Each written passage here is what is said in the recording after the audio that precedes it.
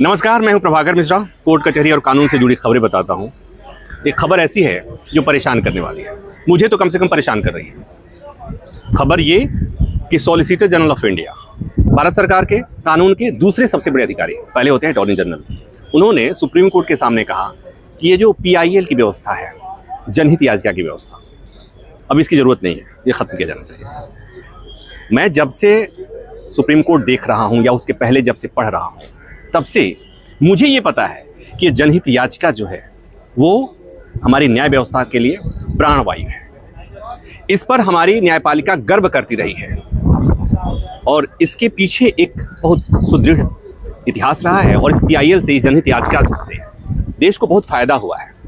तो ऐसे में जब भारत सरकार के बड़े विधि अधिकारी ये कहें कि अभी जनहित याचिका की जरूरत नहीं, तो चिंता तो होगी। तो इस मसले पर बात करने के लिए हमारे साथ हैं RK सिंह साहब, सुप्रीम कोर्ट के जाने माने वकील हैं।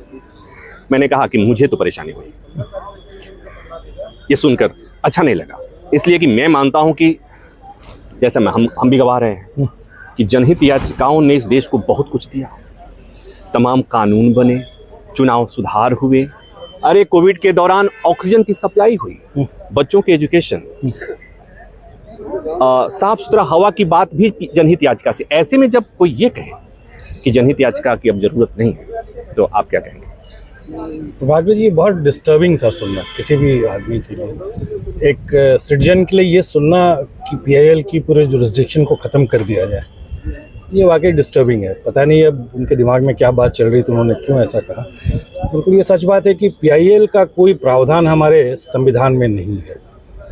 तो PIL एक ऐसी व्यवस्था थी जो 70-80 के शुरुआती दशक में जस्टिस कृष्णा अय्यर और PN भगवती, ये एक बहुत प्रोग्रेसिव जजेस थे हमारे यहाँ के, उन लोगों ने इस व्यवस्था को की नींव रखी थी और आज वो देखिए वो बट वृक्ष बन गया है। और जैसा आपने बिल्कुल सही बताया है कि एक प्राणवायु है। जस्टिस भगवती ने PIL को ऑक्सीजन ऑफ इंडियन जुडिशरी बोला था, वो ऑक्सीजन है इंडियन जुडिशरी का। और जो लेजिस्लेटिव एक्ट हैं पार्लियामेंट के, बहुत बार अगर आप उसको बहुत क्लोजली एनालाइज करेंगे तो आप देखेंगे कि जो पार्लियामेंट द्वारा पारित लेजिस्लेटिव एक्ट है, उससे बेहतर रिजल्ट PIL के through supreme court and high courts ने दिए हैं। तो ऐसे जुरिस्डिक्शन को ख़त्म कर देना उस कमिटमेंट के साथ बिट्रेयल होगा। RTI रहा नहीं, PIL रहेगा नहीं, तो हम कैसे क्लोज व्यवस्था का निर्माण करने की सोच रहे हैं? इसको थोड़ा सा ऐसे समझ लेते हैं कि जब आप अदालत आते हैं तो अदालत में बताना होता है लोकस स्टैंडाई, जिसको बोलते हैं कि आप अदालत आए हैं, आपका लोकस क्या है, आप क्यों आए हैं, किस अधिकार से आए हैं। सामान्य प्रक्रिया यही है। जनहित याचिका में ये शर्त हटा दी गई कि अगर जनहित का कोई मुद्दा है, ऐसा मुद्दा जिसे लगता है कि वो जनहित का मुद्दा है, तो आपसे अदालत ये नहीं पूछेगी और आपको ये बताने की जरूरत नहीं पड़ेगी कि आप बताइए आप क्यों आए हैं। और इसीलिए आपने देखा होगा कि कोई भी एक सामान्य नागरिक जिसे कोई समस्या, कोई कानून, कोई अव्यवस्था परेशान करती है और जिसे लगता है कि ये जनहित का मुद्दा है, तो सीधे अदालत का दरवाजा खटखटा सकता है। वो चाहे हाई कोर्ट जा सकता है या सुप्रीम कोर्ट जा सकता है। तो ऐसे में जब सरकार की तरफ से ये बात आए कि जनहित याचिका की जरूरत नहीं है, तो मैंने कहा चिंता की बात है। क्या हम इसे केवल अभी की तात्कालिक टिप्पणी समझ सकते हैं या इस दिशा में सरकार जा भी सकती है? हालांकि सरकार के जाने से नहीं होगा, ये तो काम न्यायपालिका का है। तो आप क्या देख पा रहे हैं? ये देखिए, ये दो केसेस बहुत इंपॉर्टेंट है PIL को लेकर के। कोई भी लॉ का विद्यार्थी जो फंडामेंटल्स का क्लियर है तो बताएगा। हुसैनारा खातून का स्टेट ऑफ वेस्ट बंगाल, जहाँ पे अरेस्ट और पुलिस इंक्वायरी को लेकर के बातें कही गई थी। और उसके बाद SP गुप्ता, तो SP गुप्ता के जजमेंट में सुप्रीम कोर्ट ने PIL को ऑलमोस्ट एक लेजिस्लेटिव इंटेंट दे दिया, वो स्टैच्यूटरी चीज़ के रूप में कायम हो गया। और अगर आप उसको बाई प्रॉक्सी ऐसे समझें तो वो फंडामेंटल राइट और बेसिक स्ट्रक्चर का एक पार्ट बन गया। तो अगर आप PIL के जुरिस्डिक्शन को ख़त्म करेंगे तो SP गुप्ता के जजमेंट को रिविजिट करना पड़ेगा। तो ये सिर्फ जुबान खर्ची से बात नहीं चलने वाली है, आपको उसके लिए एक स्टेप लेना पड़ेगा। अब रह गई दूसरी बात कि PIL से नुकसान क्या हो, इसमें कहीं कोई दो राय नहीं है कि मोटिवेटेड PILs फाइल हुए हैं और होते रहते हैं। और बहुत बार जजेस इस बात को लेकर कॉन्शियस रहते हैं कि ये पब्लिसिटी स्टंट है आपका। लेकिन हमें अपने जजेस पे विश्वास रखना होगा।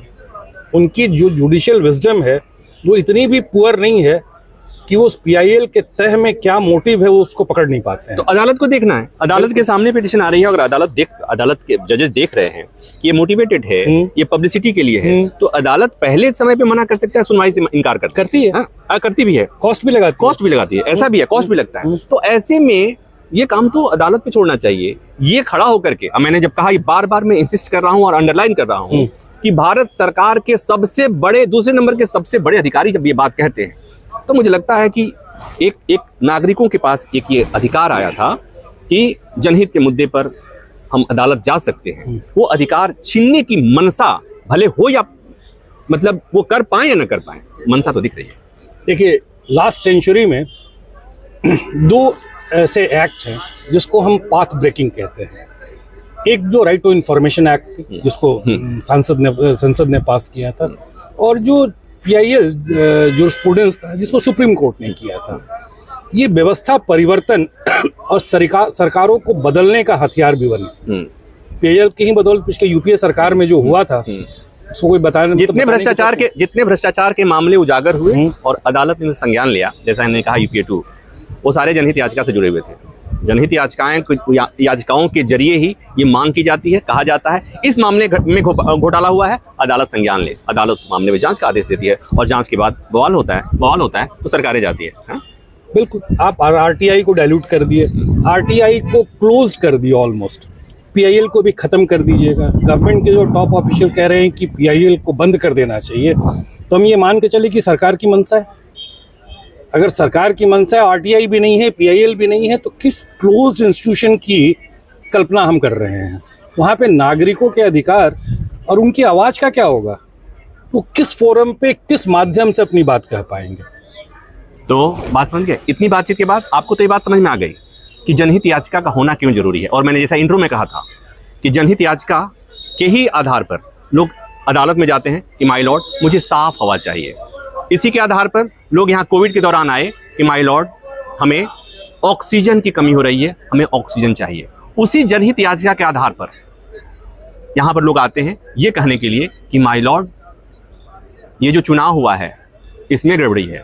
इसी जनहित याचिका के आधार पर चुनाव सुधार हुए, इसी जनहित याचिका के आधार पर शिक्षा में सुधार हुए, इसी जनहित याचिका के आधार पर बहुत सारी चीजें हुई, इसी जनहित याचिका के आधार पर पार्लियामेंट से पास हुए कुछ कानूनों में बदलाव हुआ।